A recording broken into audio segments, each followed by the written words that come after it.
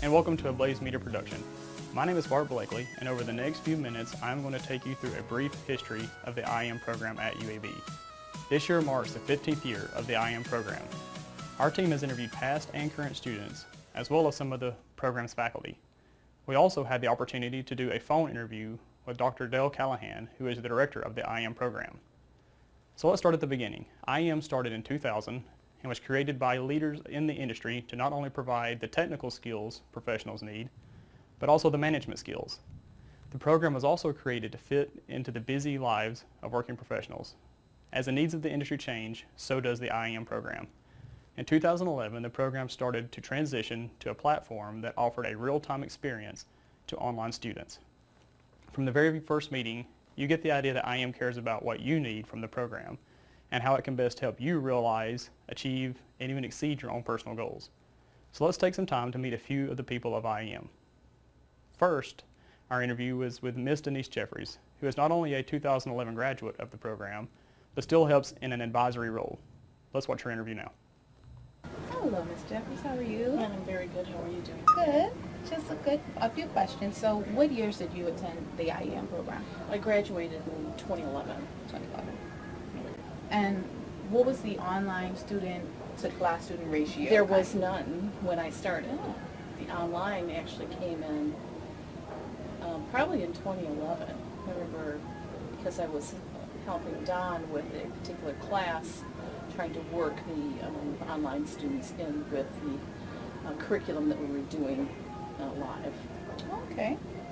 And do you remember, this may be a hard question, but do you remember what your most impactful class, like which one do you really remember that helped you with your career? Or Let me tell you about a couple of the classes. The most difficult was a finance class that Don did that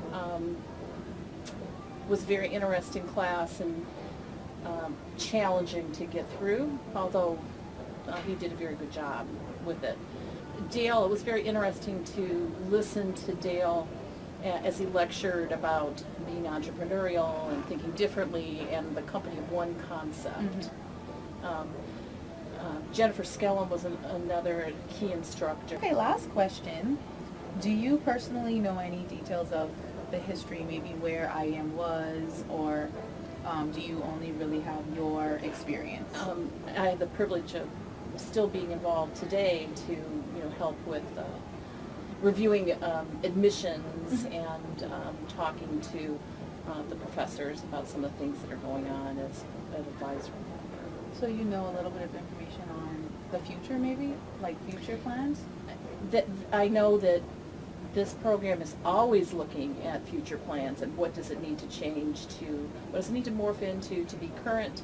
Okay, well, thank you very much, Ms. You're Jeffries. welcome. That's it. We can cut this now? Yes, we can. Bye, guys. We can go sit over in the coffee shop now. Welcome back. As you heard from Ms. Jeffries, IM has had a significant impact in her life. You'll also find a common theme between the interviews that IM changes your perspective on the world around you. Our next interview is with Michael Parks. Mr. Parks is a 2015 graduate, so his experience in the program is from a very recent perspective. Let's go to Renard, who is with Michael Parks now. I'm Renard Blackman with the team Blaze Media, and I'm here to interview Michael Parks about his experience with IEM. Michael? Hello. How you doing? All right. Okay, what was the ratio to online clients versus in-classroom clients? Because of the mix that was offered, typically you had the people that wanted to do like the online sessions and the in-class sessions. It was kind of two different groups, but the different people would, depending on their time constraints, which is the good thing about the program, either come to class or not. As far as the people that were online only, there were only maybe 3 of those people. Okay, I guess now, having gone through the program, how did it impact your life? It changes the perspective of how you see things, and even whether it's your even personal relationship or your business relationship or the different opportunities that you see out there. You kind of look at it in a different way than what you did really before this class. you see the opportunities that are out there. Your mind starts thinking about, hey, what can I do? What can I do to improve upon this? You're talking to like your boss, you know, the way you conversate with them about the job, you know, the way you look at your job, all that changes by going through this program. Well, that's all I have for you. I thank you for your time. Thank you. All right. So you're starting to see how IEM impacts the way the clients view the world around them. Here are clips from some other interviews with current students. This is Tommy Presley here with Maria Whitmire, a recent graduate of IEM. Maria, what years did you attend IEM? I was admitted for the fall 2013 semester, and I graduated in April of 2015. And so how do you think IEM impacted your life? I think IEM really just opened my eyes to what was out there. One of the things that Dale teaches in the Company of One technical entrepreneurship class is where you spend your time and who you're selling your time to, and how important that is. And I think he just challenged me to see what my true value was, to see what I could do. Hi, my name is Joshua Fitzgerald. I'm a quality engineer at Continental Tires in Sumter, South Carolina. For the past several months, I've had the opportunity to be a part of UAB's Information Engineering Management Master's Program. To say IEM's program added value to my career is an understatement. It has given me countless and numerous opportunities to develop ideas, my career path, and critique what it is exactly that I want to do. I feel confident that IEM is impacting the students and the world. With IEM, I have been able to put my education to the test. It has allowed me to focus on my strengths and weaknesses while preparing me to be a leader and start my own company. I feel strongly that whether or not you're trying to start your own business like myself, or just trying to add value to your career, IEM is the place for you. And how do you feel the IEM impacted your life? I think IEM impacted my life from the perspective of mindset. Mm-hmm. It gave me some insight in terms of how technology can be leveraged to affect my career, mm-hmm. and just make the world and community a better place. How can we use technology to do that? Okay. Hello, my name is Joanna Zaleski, and I represent the president of UAB IEM, graduating class of 2016. The thing that I enjoyed most about UAB IEM is the actual curriculum, the exposure to new ideas and new business trends, things that have helped me to choose the direction I want to take my career. I've also enjoyed the wonderful people I've met in the class and beyond. IEM has had a tangible impact on my life, both professionally and personally, and I feel that it's one that will continue to unfold as the years go by. Not only has IEM given me the ability to decide on a new, exciting direction for my career going forward by exposing us to a number of new emerging technologies and business trends, but it's also given me the tools and the confidence I need to perhaps start something new on my own one day. As a matter of fact, only 2/3 of the way through the curriculum. I'm going to be really sad when this ends. Now let's get a perspective from the faculty of IEM. These are just a few of the people that make all of this happen. Also, we have a phone interview with Dr. Callahan, the director of the IEM program. Take a look at what some of them had to say. What is your name? Wes Conwell. What year did you attend the IEM program? I was there 2000 to 2002. I was the first class of IEM. Okay. And who were your instructors at that time? Dale Callahan, we had Professor Tannick, Professor David Green, and a handful of other speakers. Okay. And I guess after this number of years, some of the names have faded. I was just about to ask you, so probably now I know Dale's name is still in there. Yeah. Okay. Where were your classes located? Classes were all at the Business Engineering Complex. No other locations. We did have various outings in the community, but all were at the BEC. All right. What was the online student class ratio? Now, the difference with the structure of the program when I was in it, there was no online component. It was all class-based. Okay. If you could change anything about the IEM program, what would it be? I would say, being a newbie teaching in the program, having gone through it, I'm a little out of touch in some terms of what needs to be changed. But my general observation, a lot of things, just kind of keep doing what you're doing in terms of focusing on networking, relationships, And again, after starting working as a teenager, working almost 30 years in business, the bottom line success in any endeavor is relationships and people. So really focus on that aspect, I think is key. At the time, did you all use the client versus student? Did you all use that term? The terminology more so was students. Okay. And that's what I think the focus has changed in terms of what I would say probably a better result in terms of client and providing service, providing value, rather than traditional instructor-student model. Okay. Do you know any details of the history of the IEM program? I think there's been some variation on the way it's changed. Our class when we came in was more technical / project management focused, not as much on the entrepreneur side. One of the classes we took was the pure hardcore networking class. We learned about the OSI models and all those pieces and classical forms of networking. And so it's a little bit more leaning towards the technical side and just adapting with entrepreneurship.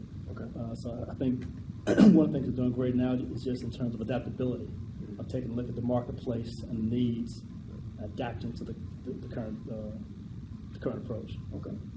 So IEM is celebrating its 15th year in existence. So where do you think that IEM is going, or what is the future? From what I see from where we started and where we are now, I think the key emphasis on adaptability, looking at the marketplace, and being willing to work with students as clients to maximize the value. One of the things where the model has changed in education is that with a greater emphasis on web-based free classes from MIT, Harvard, Stanford, iTunes U, so in terms of content, you can learn whatever you want to learn. So, but the key is what value you can add to it. And I think Dale really has a great vision on what value we can add to the content that's available. That's true. That's true. Well, Mr. Conwell, I want to say thank you for interviewing with us, and we hope you have a great time. Thanks. All right. But if you would change anything about the IEM program, what would it be? I don't know that I really have anything that I would want to change about the program. The program does evolve over time. Every 3 or 4 years, our faculty will start thinking about what are we not teaching, what do we need to be teaching, what are things that we can eliminate, what do our clients need, what's missing from the curriculum.